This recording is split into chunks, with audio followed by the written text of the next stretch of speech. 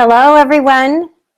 Greetings from Scottsdale, Arizona. It's Lisa Schmidt coming to you today from the Office of Mindful Benefits where I am located. I'm delighted that you're able to join me today. And for those of you who are not on the call yet but are going to be watching it later, I'm delighted that you're going to be watching the replay.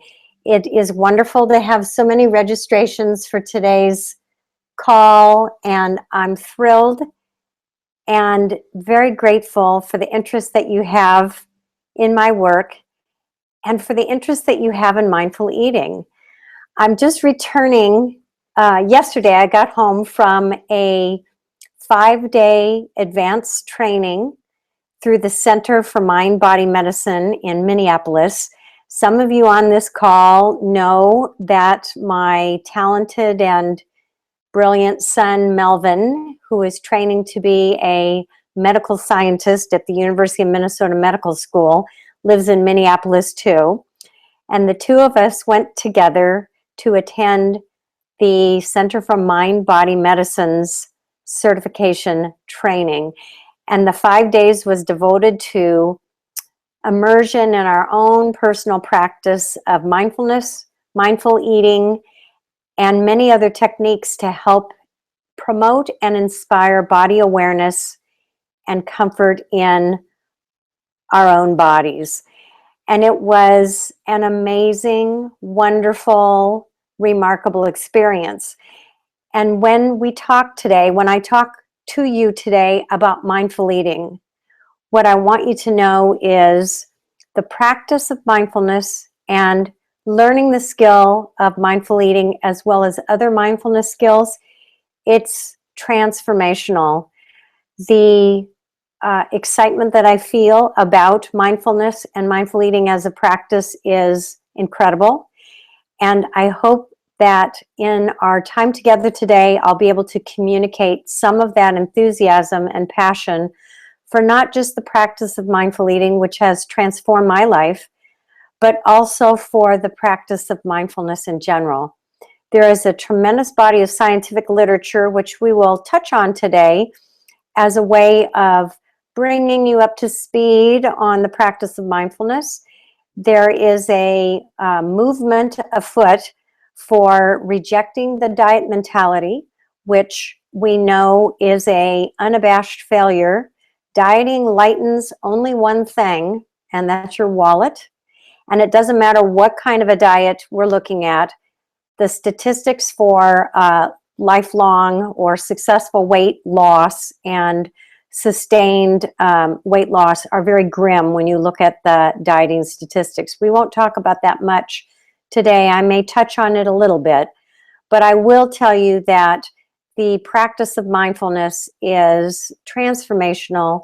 Mindful eating as a practice is very exciting, and I hope that in our time together today, it'll be perhaps not quite an hour, but we'll see how things go. It proves tremendous promise for promoting and satisfying your,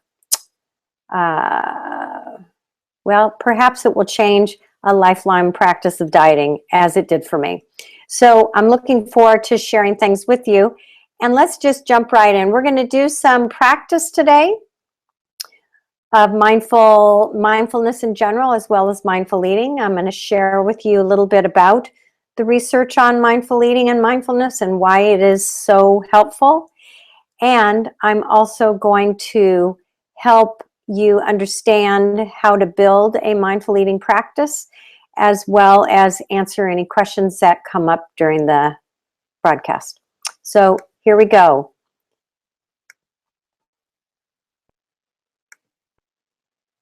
Okay. So lasting and lifelong weight loss is possible. And today we're talking about the 5 keys to mindful eating. So I just want to take a moment and review the keys from the last class. And in general, what I want to remind you about some of the things that we learned and touched on in the last class. We have been moving through a series of classes through the internet on lasting weight loss. And last time we talked about fat, sugar, and salt, the foods to avoid and the foods to enjoy. We talked about the secrets to weight loss success that involve not getting involved with fat, sugar, and salt, avoiding them essentially. We also practiced mindful eating and mindful awareness. So we had a couple of exercises with that. And I guess in summary, one of the real learnings from last time is to eat real food, mostly plants, not too much. Thank you, Michael Pollan, for that.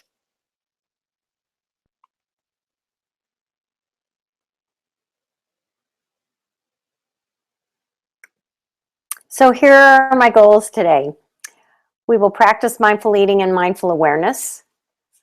I will share with you more information about mindful eating, the practice of mindful eating, learn how sustainability is related to mindful eating. I hope to share that with you, to connect deeply to ourselves through this practice and to experience the power of food blessings. And just as a reminder, the practice of paying attention to the present moment on purpose without judgment is mindfulness.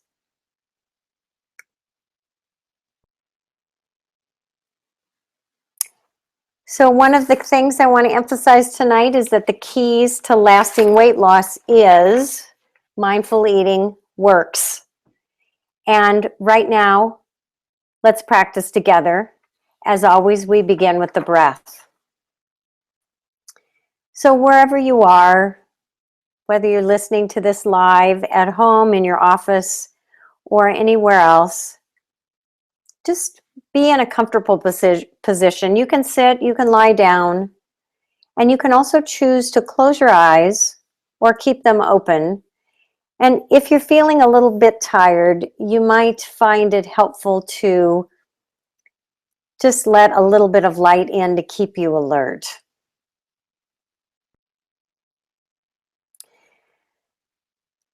So just begin by gently moving your attention onto the process of breathing.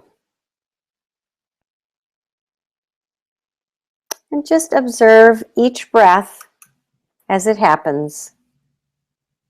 Whether you focus on the rise and the fall of your chest or your abdomen,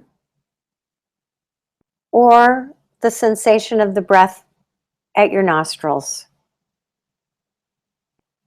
Just choose a place where you feel the breath most prominently in your body. Feel what it's like to breathe without feeling the need to change or manipulate your breath in any way. Just noticing it as it happens.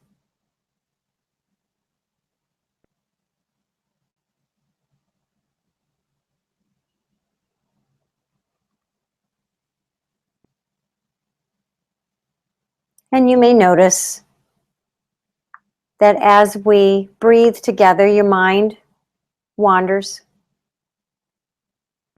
as it's caught by thoughts or by noises in your room, or even bodily sensations, how you feel in your body. When you notice this happens, know that this is okay, and simply notice the distraction, and then gently bring your attention back to the breath. Just breathe.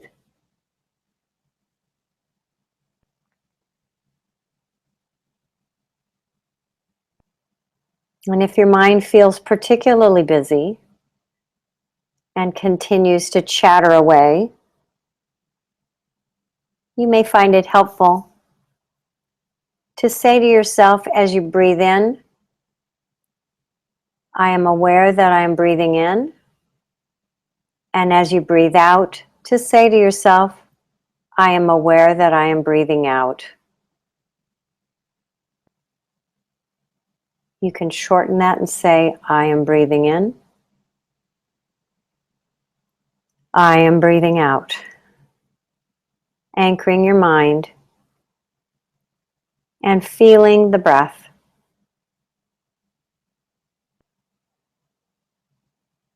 And just breathe.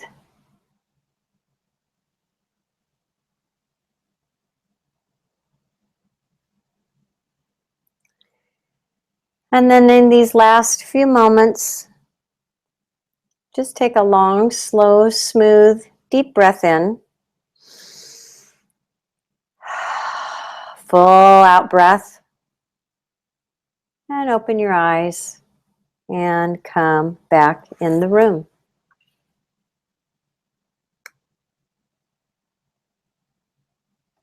How was that for you? Did you notice anything different? Did you find it difficult to keep yourself grounded, rooted into the present, which is the sensation of breathing? Did you notice the mind wandering? If you did any of those things, then you are normal. I want to show you something here. So let me come back. Here's the big news of the day that I want to share with you. My book, Sustainable Living and Mindful Eating. I apologize for the reflection of the light on this beautiful book, is out today and is available for purchase. And this book is, I would call it a love letter to my education at Bastyr University, where I earned dual master's degrees in nutrition and clinical health psychology. Bastyr University is located in Seattle, Washington, and is and was the first naturopathic medicine college in the United States, a fully accredited dietetics program that is recognized by the American Dietetic Association. And I was trained as a registered dietitian equivalent, as well as a mental health counselor, dual degrees in nutrition and health psychology. And what I say to people is that I specialize in the art of behavioral change, health counseling. So this book is represents everything that I learned at Bastyr, written for academic audience. I am teaching this practice of mindful eating and sustainability at Arizona State University, where I'm on the faculty. What's also in the book are guided meditations in the back, and each chapter has a whole foods recipe from my own personal kitchen. Hopefully no one listening to the call has any opinion about my cooking, so I think we're safe with that. And there are also some interactive exercises, and we're going to begin with one of those interactive exercises now as a way of anchoring yourself into the material and learning more about your own skill level with mindful eating. In this curriculum, in this book, each week there's a mindful eating quiz where you can gauge your progress on how you're progressing with your skills in eating more mindfully as you work through the course material, the book material. It's designed to be self-guided. I'll be guiding students in this class, both online and in person at Arizona State beginning in January. And it's really exciting. I'm very proud of the book, as you can tell. And I'm really proud of my team at Arizona State University, where we are transforming the lives of our students through the practice and through teaching and practicing mindfulness. So let's go we're going to take a quiz. So here's what I want you to do is I'm going to read you these 10 questions, and I'd like you to answer the questions all of the time, most of the time, occasionally, sometimes, or almost never.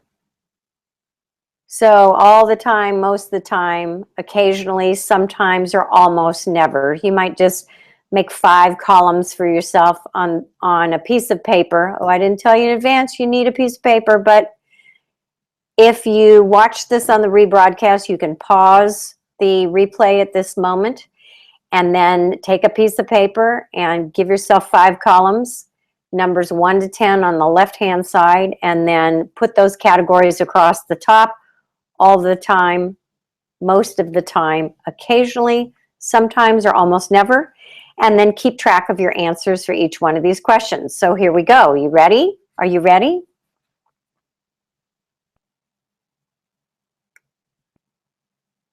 Okay. I tend to stop eating when I am full. Question number 1. All of the time? Most of the time? Occasionally? Sometimes? Or almost never? Question number 2. Now, by the way, don't forget to notice what you already do well, and this quiz helps us identify areas that you may want to change or enhance. Question number 2, I eat when I am hungry rather than when I feel emotional. Once again, just pick the best answer that describes where you are today. Number 3, I try not to pick at food. All of the time, most of the time, occasionally, sometimes, almost never. Number 4, I taste each bite before reaching for the next. Let me read that again. I taste each bite before reaching for the next. Pick the best answer. Number 5, when I eat, I think about how nourishing the food is for my body. Number 6, I am non-judgmental of myself and my body when I accidentally overeat. I love that question, accidentally overeat. So remember, pick the best answer. Number 7, I do not multitask when I eat. When I eat, I just eat and I focus on the food in front of me.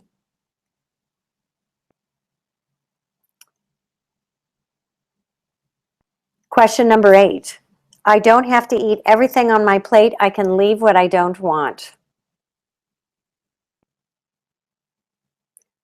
Question number 9, I tend to eat slowly, chewing each bite. And then finally, question number 10, I recognize when I slip into mindless eating, zoned out, popping food in my mouth.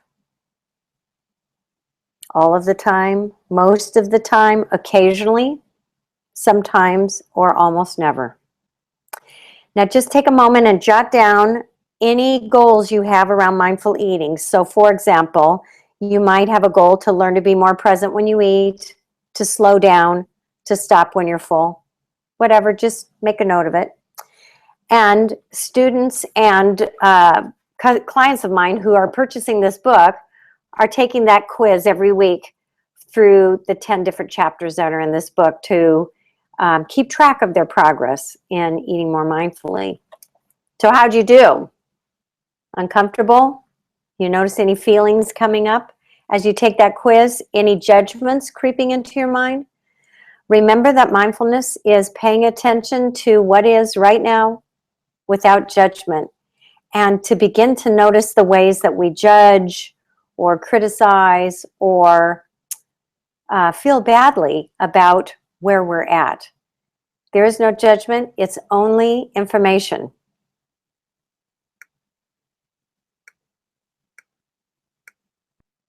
Okay. So let's talk a little bit about mindful eating and why it's so important. We often respond to stress with a primitive famine response. And one of the things we do when we're stressed out is we reach for processed foods. And here's the thing about processed foods. We talked about processed foods on during the last class, and I want to remind you that processed foods are made in a food lab, in a laboratory, laboratory, and they're designed to simulate real foods. They're deconstructed, then they're reconstructed. So food is broken apart into little tiny microscopic ingredients. It is reconstructed, and then to make it taste okay, processed foods have added sugar, salt, and fat to give it a certain mouthfeel, and what food manufacturers even call a bliss point, to get you eating more and more. It is designed, processed foods are designed to stimulate the urge to overeat, and they are irresistible. Can you relate to this picture? It's a pretty great picture, isn't it? I think we've all been there. I don't know, I kind of would like to go there right now. It looks delicious. So mindfulness is a practice. Here's what's always happening for us. Our body is present. It's always right here, right now. That's what we have, is our body. But where's our mind? Is it in the past? Is it in the future? If you're like, well, I was going to say most of us, but I would rather say if you're human, your mind is either in the past or in the future.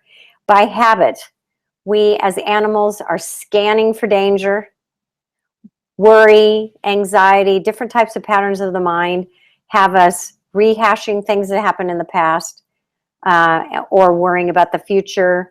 And this is part of what happens to the undisciplined mind, the wild mind that just ruminates and worries away, taking us out of that feeling, that experience of being grounded in the present. So let's talk a little bit about stress and the stress response. I love that picture of Homer dreaming about the donut. That makes me happy too, remembering my love affair with Homer Simpson and The Simpsons. So one of the problems with stress, which we all face, we are animals, we get stressed just like any other animal. And unfortunately, as the human animal, our minds cannot differentiate between real physical danger and psychological danger. So we have the biological stress response, which I talked quite a bit about last time, and I'm happy to talk with any of you about it at any time that you'd like a little more information, or even share with you some slides about the stress response. What I want you to know is that we have behavioral responses to stress, and they involve comfort eating.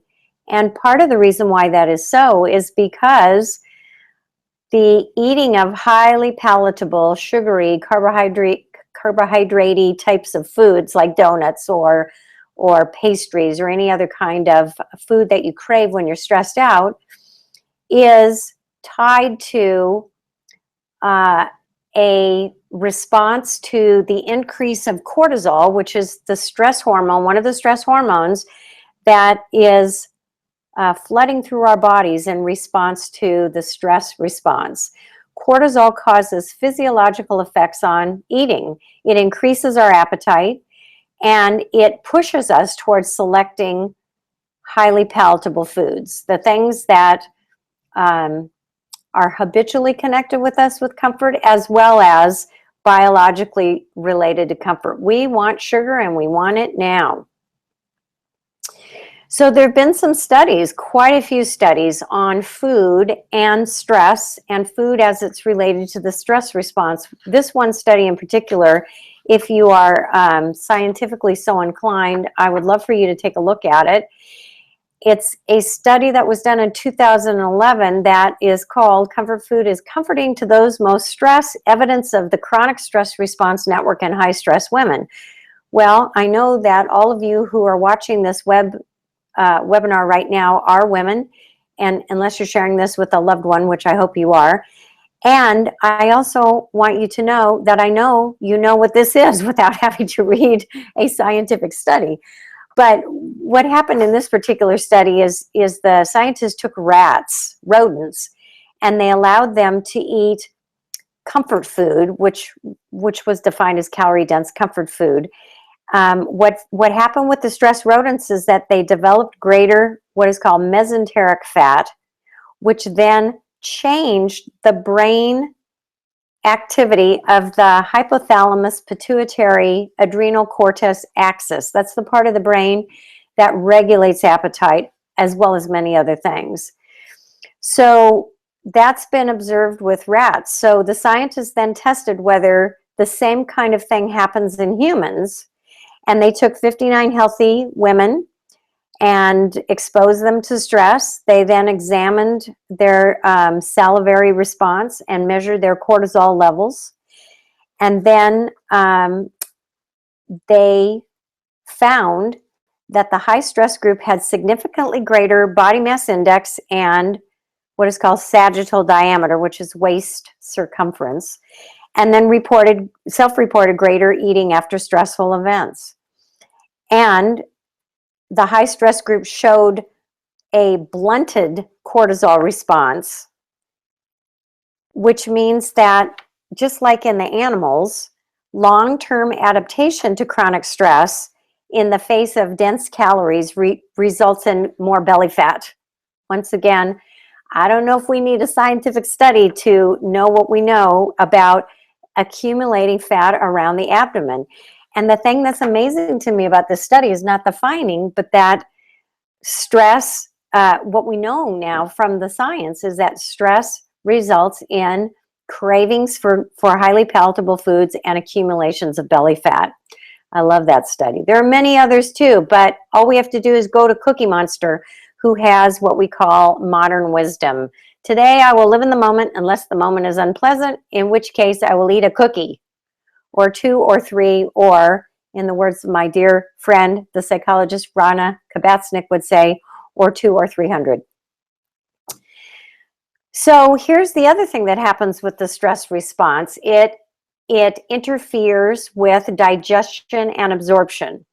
So this is something that I see fairly predictably and fairly regularly in my private practice, working with dietary issues with clients that are either dealing with weight issues, which is where much of my work has to do with over and under eaters, or I deal with clients that have difficulties, primarily digestive difficulties related to food sensitivities, to irritable bowel syndrome, which I have an expertise in, or dealing with GERD and even food allergies.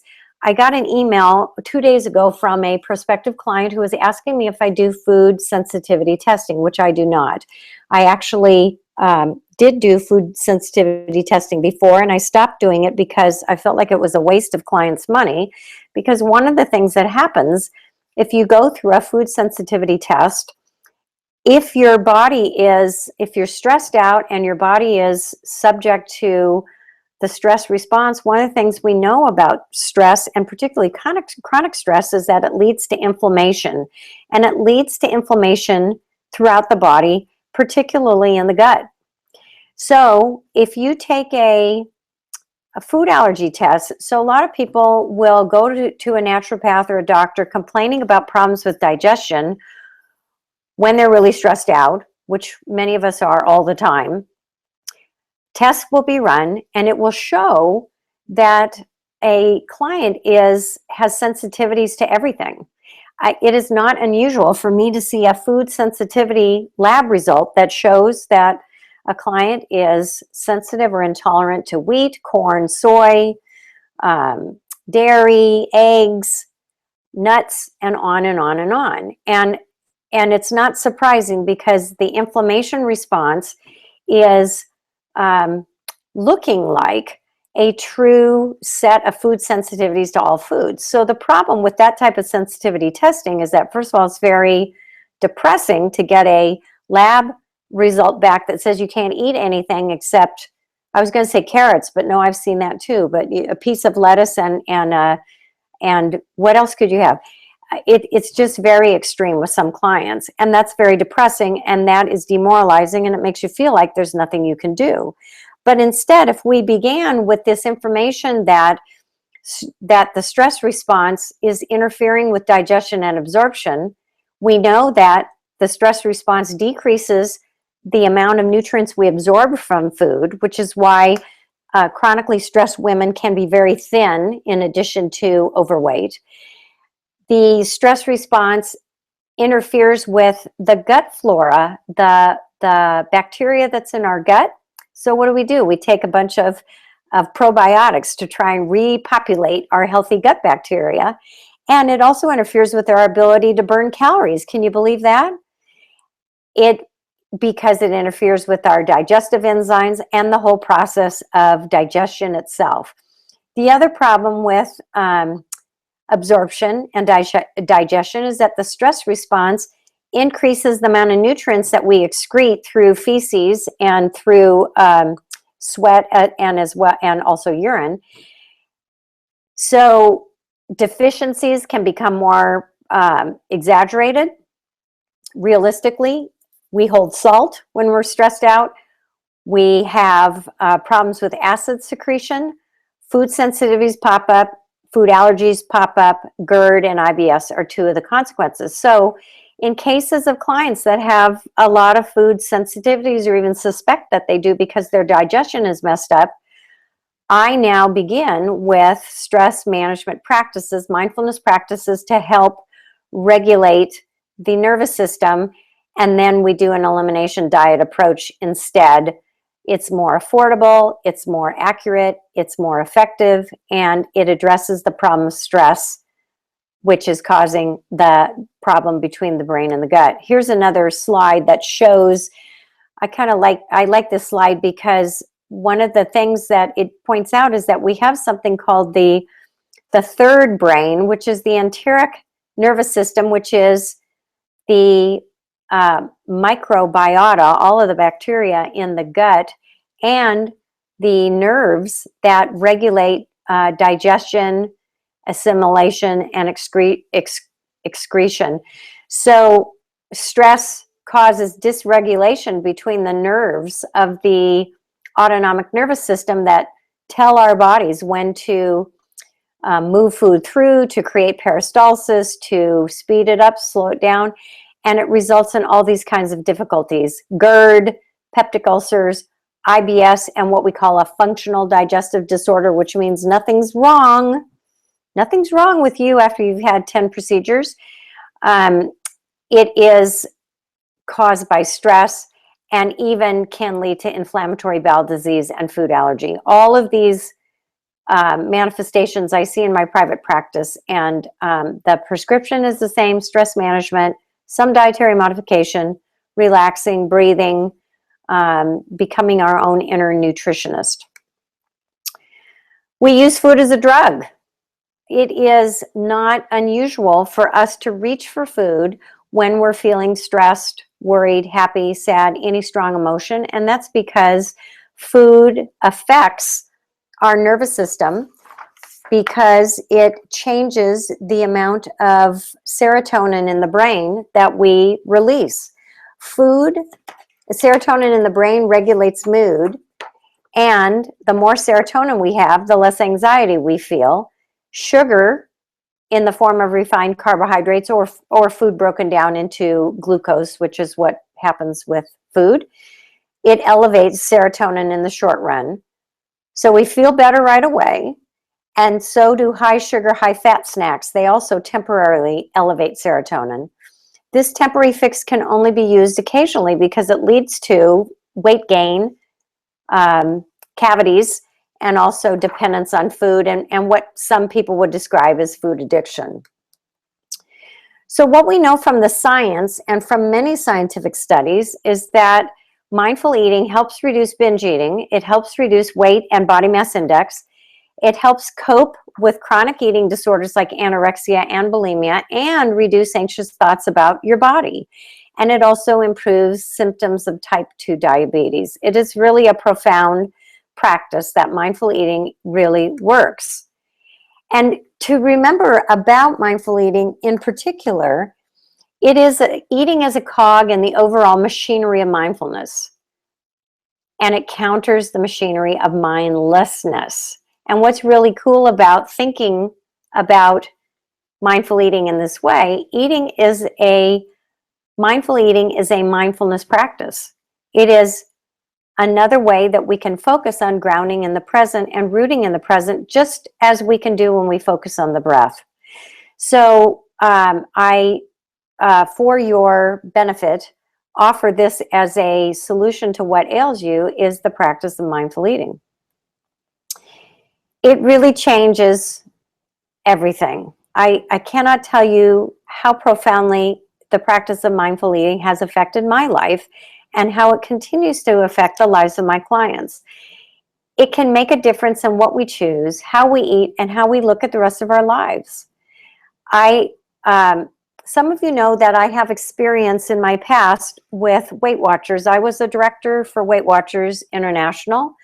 I also was the director of public relations. I am a lifetime member of Weight Watchers. I lost close to 50 pounds, 44 pounds, 45 pounds, 28 years ago on the Weight Watchers program. And I was a popular and enthusiastic and very happy Weight Watchers meeting leader that moved up through some of the management ranks. And one of the problems that ultimately took me away from Weight Watchers was the focus on Weight Watchers, as all diets, is focusing on the symptom of being overweight.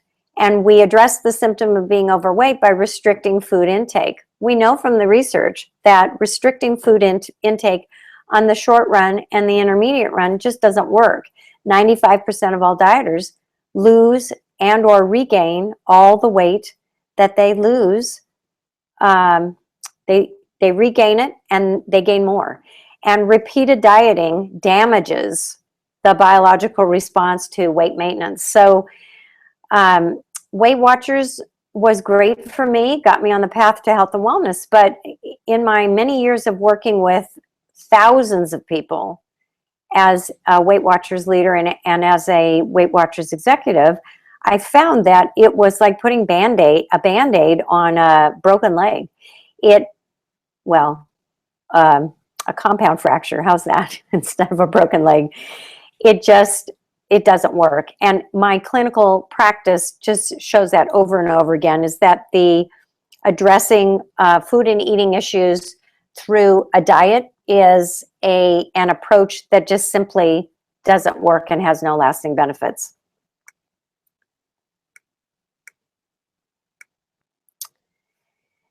So here's a model that I love from Dr. Susan Albers, who has a great website called eatingmindfully.com, which I encourage you to take a look at for some of the tools that she offers. So this is modeled after many of you have seen the Healthy Plate, Healthy Eating Model Plate. Here's how we do mindful eating with the Healthy Plate model. We savor when we eat. So let me back up and say that when we eat mindfully, we are grounded in the present. And here's how we do it. We observe by noticing our body. What's the body doing? Is it rumbling? Are we low energy? Are we stressed? Are we satisfied, full, empty? So we notice the body. In the moment, we are fully present, and we are fully present by turning off the TV, sitting down, and when we eat, we just eat. We speak mindfully and compassionately without judgment. We notice when the shoulds come up and when we have rigid rules or guilt that pop into our head. That's non-judgment, is to notice judgment and just, I like to say, there it is, this again, as a way of becoming aware of what's going on in my brain. We savor the food. We notice the texture, aroma, the flavor. Is it crunchy, sweet, salty, smooth, spicy? And we are aware, we are awake, we are alive in this moment, because it's all we have is this bite of food right this moment. That's it. That's all we're guaranteed. And how sad if we miss it. So we taste the food versus mindless munching. Now, here's the thing. Do we do this every meal? No. Do we do this all the time? No. Do we have to? No.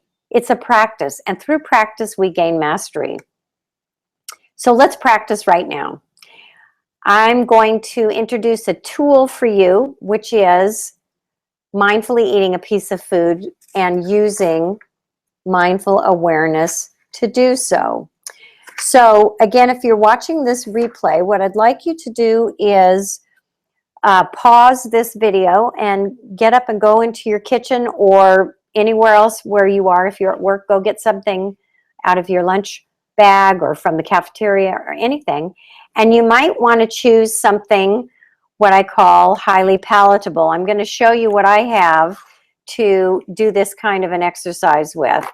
I like sometimes to use a date. This is a medjool date, which is delicious and sweet and has a lot of real interesting characteristics to it. The texture, the folds on the skin, the color. It actually smells really nice too. Here is another one of my favorite tools, a beautiful, perfect, gorgeous, lovely strawberry. Oh, wonderful. Shiny, seeds, texture. You might want to use something you don't allow yourself to eat very often. This is a Triscuit. I tend to overeat Triscuits. I like to do mindful practices with these. This is a plantain chip from Trader Joe's. You could use a potato chip or something else that is a savory, crunchy snack. And then I also have a gorgeous walnut. You can use anything for this practice. It does not matter. There is no judgment or rules about it.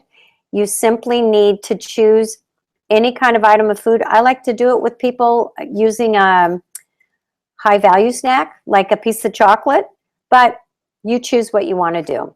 So grab your food item. If you have something now, we can do it together. Or when you replay this broadcast, you can do it on your own. And let's begin. Now, what I want you to do is I want you to imagine that as you hold this item of food in your hand, can I do this so you can see it? That you are looking at it for the first time in your life. So taking that item of food in your hand, I want you to turn it over. Just experience what it's like to see something for the first time. Suspend belief and imagine that it's the first time you're seeing this raisin or this date or the beautiful strawberry. What do you notice? Look carefully at the colors.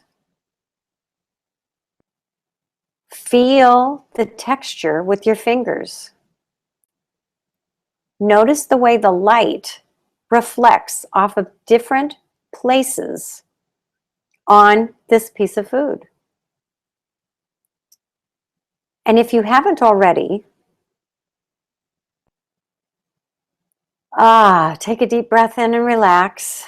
Let the breath out, and then bring the item of food towards your nose and deeply inhale the aroma. What do you smell? Do you smell nature? Do you smell something living? And when you smell, close your eyes. Any memories of this smell? Does it take you anywhere? What does your body feel like as you're smelling this piece of food? What do you notice? What do you feel in your body? What do you feel in your mind? And what happens when you anticipate eating this item of food? Is anything arising in your body for you? Now what I'd like you to do is take the item of food and, if you can, either bite it or make it into as small a piece as possible. And then place the item of food on your tongue.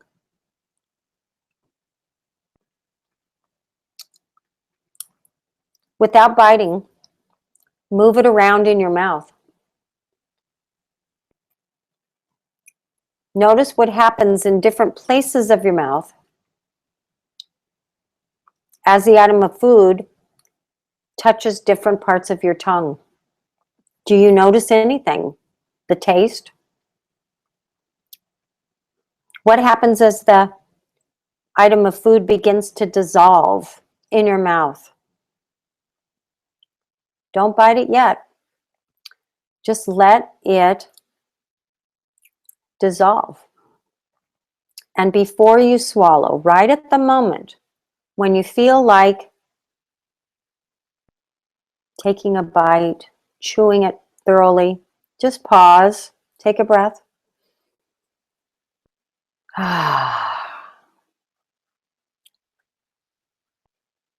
And as you begin to swallow, see if you can notice your body becoming exactly a little bit heavier as this piece of food makes it down to your stomach. Follow the sensation.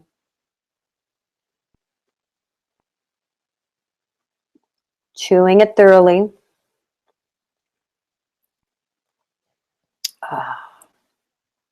And then just pause for a moment and notice what you notice. That, my friends, is a mindful eating practice. Do you have to do it all the time? No. What would it be like if you did it once a week, once a day, at each meal? Just one item of food you ate mindfully and stopped, paused, breathed. How might that change your relationship to food and eating, your relationship to eating and feeling in your body, and how might that affect your appetite? It's a really cool experiment and a real fun practice, especially the food part. I like eating all these different things. So that's a tool for you. So mindfully eating a piece of food gives us the tool of mindful awareness, and in a particular way, with curiosity, with our desire to know or learn. This is a powerful skill for all ages, and we tend to lose this as we get older. So I just want you to reflect on what this was like for you. And again, if you're watching this at home or when you watch the replay and you practice mindful eating, make a few notes. Just another shout out for my wonderful book, Sustainable Living and Mindful Eating. At the end of each chapter, we've got places for you to make notes about what you're learning as you do these different mindful practices. So get yourself a little notebook and keep track of your experiences with food and eating. I put this slide in the deck because it's some lovely examples of ways that you can practice other mindful techniques when you're sitting with yourself.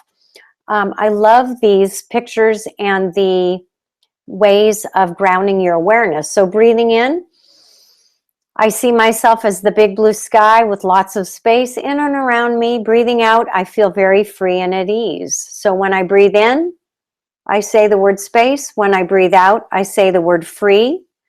Same thing with flower, breathing in. I'm beautiful just as I am, so I say flower. When I breathe out, I feel fresh. And I say that to myself. Whoops. Oh boy, I got so excited. I flipped the screen there.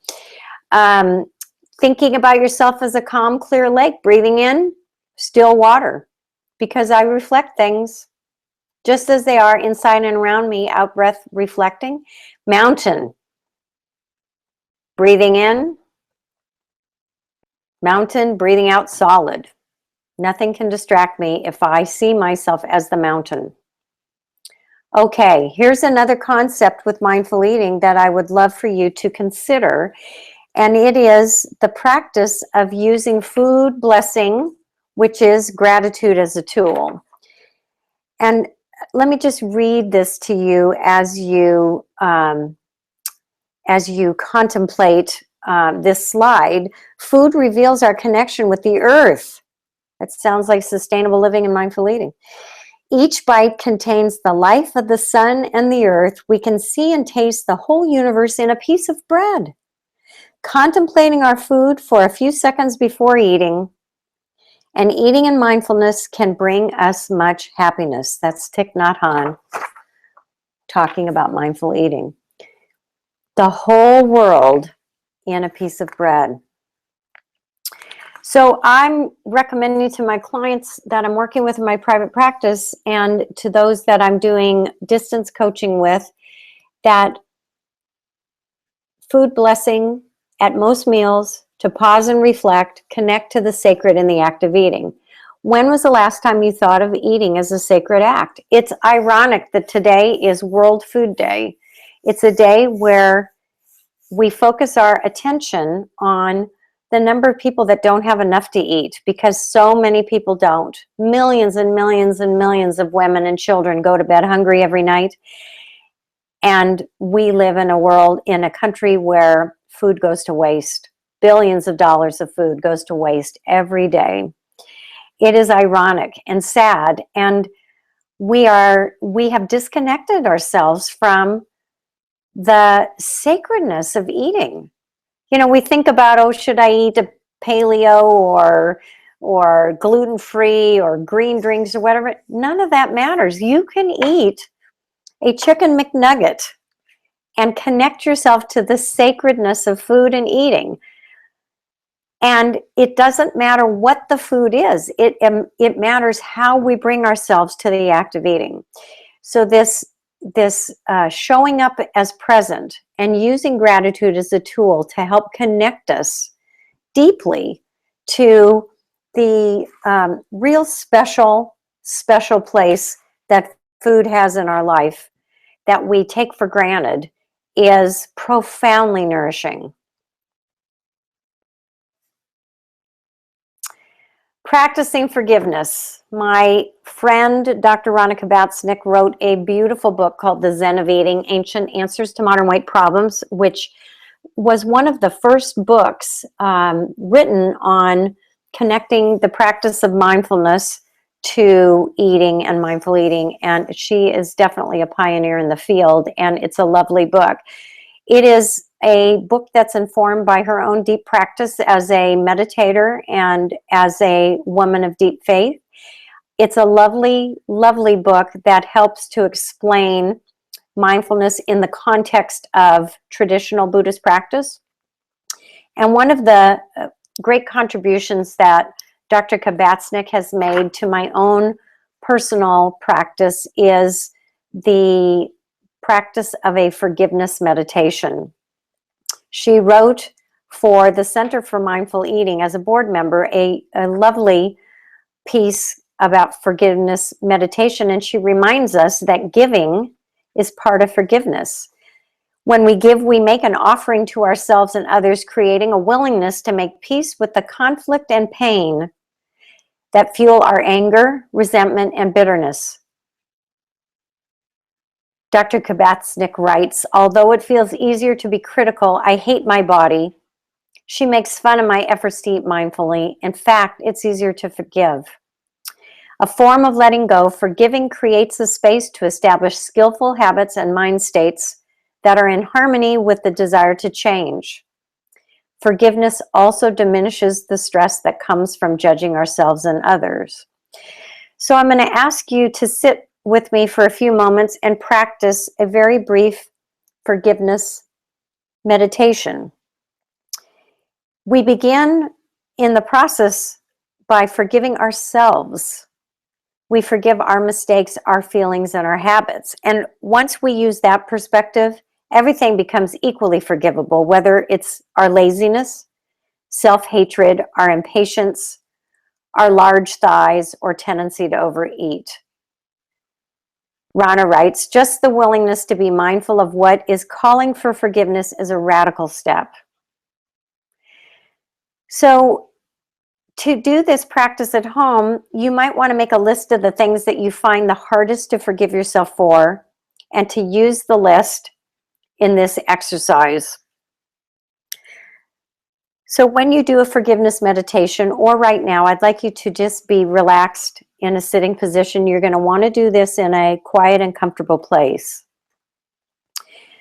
I'd like you to repeat the following phrases until you complete your list. So your list of things that you can't forgive yourself for. You can begin with the smaller things like not getting enough exercise, and you can build up to bigger issues such as the habit I have of beating myself up for not being perfect. And this is what you say to yourself. To the extent that I am able, I forgive myself for any hurt or harm I have caused myself intentionally or unintentionally. To the extent that I'm able, I forgive myself for not getting enough exercise. Even if I can't forgive myself, I forgive myself for that. For as long as it takes, I will continue to offer myself the priceless gift of forgiveness. So this practice continues as you work through your list, and it can be very helpful to do this every day, including any aspect of yourself or your experience that could benefit from this. So we begin with ourselves, we move on to forgiving others. We start with their small imperfections and things we have trouble forgiving them for and move on. And Dr. Kabat-Zinn reassures us that with diligent practice, we begin to realize that forgiveness is a unique form of nourishment, a way of providing ourselves and others a spaciousness around conflicts and difficulties. The resulting peace of mind provides an inner fullness that no amount of food can ever offer.